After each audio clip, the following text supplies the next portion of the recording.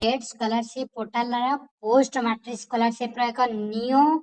rule अर्थात नुआ नियम कौन आसी ना एथर ग्रुप अनुसार मिलिबो स्कॉलरशिप टंका जहा ST SC MBC welfare department तरफ नोटिफिकेशन आसी जे आपण को केवल ग्रुप अनुसार टंका मिलिबो अर्थात जो ग्रुप रे जेते टंका आना माने फिक्स थिबा से अनुसार आपण को सेतिकी टंका ही स्कॉलरशिप पेमेंट मिलुतला ओके एथिरे कोनोसी स्टेट गवर्नमेंट तरफ स्टेट अलाउंस जोटा मिलता है ए वर्ष ठू सेटा कटि जाइछि केउ कैटेगरी पई कटि जाइछि ओ केउ कोर्स आपण करूथबे ओ आपणकर केउ ग्रुप डिटेल्स रे वीडियो आलोचना करबा वीडियो को शेष पर्यंत देखंतु जार फଳରେ आपण टोटल इंफॉर्मेशन पाई परिबे regarding post matric scholarship new rule okay academic year 2025-26 शिक्षा वर्ष रो ए रूल टी लागू हो गलानी ऑलरेडी 2026-27 अर्थात आगामी जो एकेडमिक ईयर आसुची से अनुसार आपण को से रूल अनुसार आपण को स्कॉलरशिप पेमेंट मिलिबो कोन रहिछि रूल टी OBC SEBC BC SC ST समस्त वर्गर छात्र छात्री पई ओके चलंतु देखिबा ओके देखंतु पंजीकृत होइछि जोटा ST SC MBC welfare department तरफ गोटे आसीछि नोटिफिकेशन अर्थात गोटे क्लारिफिकेशन आसीछि जे आपण जानिथिबे जे ST SC MBC development minority and backward classes department तरफ ये हमर ई स्कॉलरशिप टी मिलता है post matric scholarship pre matric scholarship मध्य मिलता है देखंतु रूल अनुसार आपण को कोन किभळे भाबे आपण को पेमेंट मिलिबो बहुत पिलांकर डाउट थला जे आमे प्रीवियस ईयर अधिक स्कॉलरशिप टंका पाइथिलु किंतु ए वर्ष हमकु कम अमाउंट रा स्कॉलरशिप मिलला देखंतु समस्त ग्रीवेंस देतिले और तार आंसर आसिला जे आपण को केवल ग्रुप अनुसार ही पेमेंट मिले देखंतु जहा रूल अछि आमे को कैटेगरी आपण केउ केउ कैटेगरी थिबे ओ केउ केउ ग्रुप रे इंक्लूड थिबे डिटेल्स रे वीडियो आलोचना करे वीडियो को शेष पर्यंत देखंतु देखंतु कोन क्लैरिफिकेशन आसिला ना बीए बीएससी बीकॉम अर्थात +3 जो माने करूथांती ता सहित एमए एमएससी एमकॉम जोटा आपण पीजी करूथांती कोर्स फॉल्स अंडर कोन ग्रुप 3 अर्थात ग्रुप 3 रे आपणकर आसुची as per the guideline under which the student is enabled to receive 8,000 okay 8,000 टंका only as per the guideline जहा रूल अछि जे ग्रुप 3 पिलां को आपणकर पेमेंट केते मिलिबो ना 8,000 टंका ओके जहा ग्रुप 3 अंडर जो मान आसुतबे से मान को 8,000 टंका मिलिबो अर्थात आपण जदि बीए बीएससी बीकॉम अर्थात MA MSc MCom a rule की आसीची नेक्स्ट आपण देखिबा आपण आउ गोटे मध्य कोन आसीची ना पूरा टोटल क्लैरिफिकेशन करा जायछि जदि आपण एमएससी कोर्स करूथबे देन आपणकर एमए कि एमएससी कोर्स करूथबे आपण को कम अमाउंट ऑफ स्कॉलरशिप मिलिथिबा आपण जानिथिबे बहुत पिलांकर डाउट थिला जेहेतु आपणकर टोटली ग्रुप 3 रे जेहेतु आसुची स्पेशली तेणु करी आपण को टोटली 16 के प्रीवियस रे आपण को 13 के लेखाए मिलुतला किंतु ए ईयर रे आपण को स्टेट अलाउंस ता काटी दिया जायछि अर्थात सेंट्रल गवर्नमेंट तरफ जो आपण को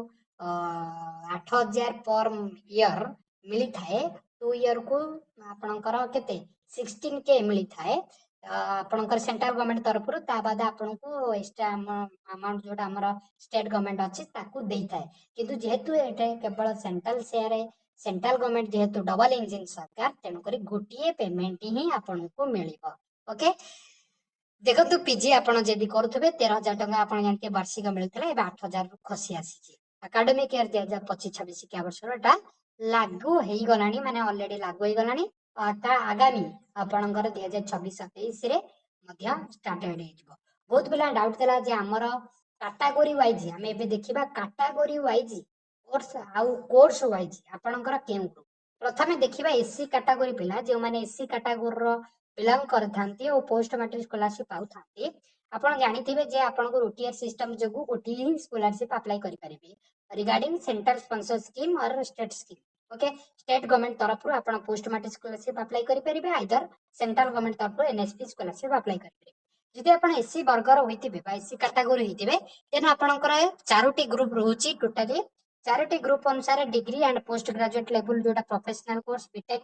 ହେଇକା जो टेक्निकल कोर्स रहिला सेमानकर हॉस्टल 13,500 डे स्कॉलर 7,000 ये देखंतु ये स्कॉलरशिप होची सेंट्रल स्पॉन्सर्ड स्कीम माने आपनको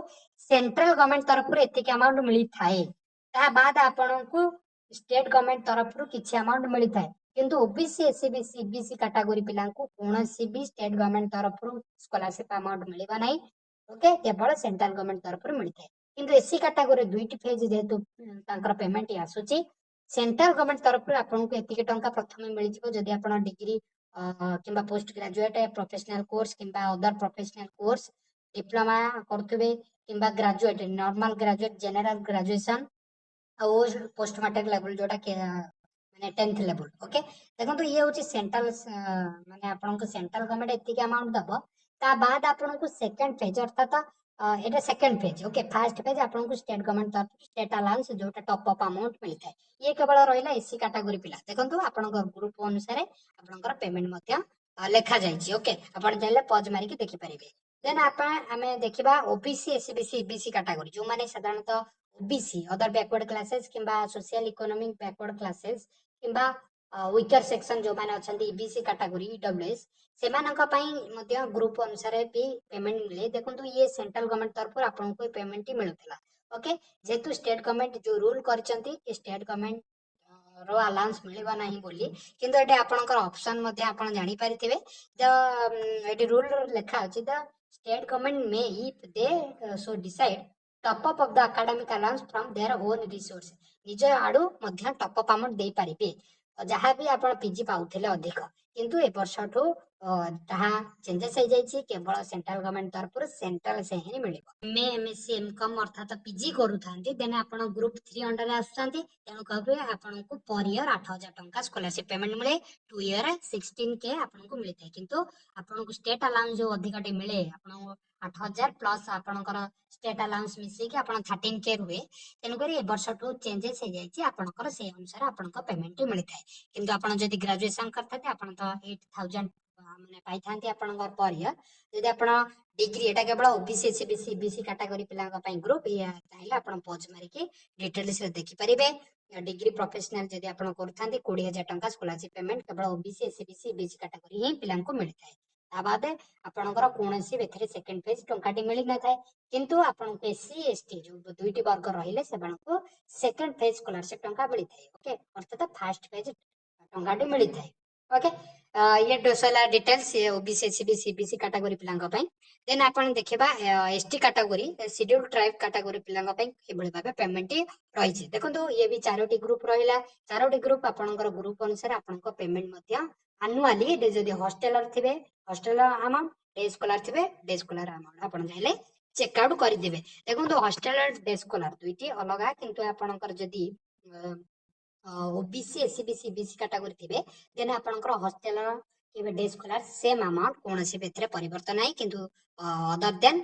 कैटेगरी पिलांकर परिवर्तन रहिछि ओके यदि आपण एसटी कैटेगरी ए बळा ग्रुप अनुसार पीजी आपनकर बैचलर मास्टर डिग्री पई आपनको टोटली मंथली हिसाब रे 12,000 एनुअली देन 8,200 नॉन प्रोफेशनल करूथबे जदि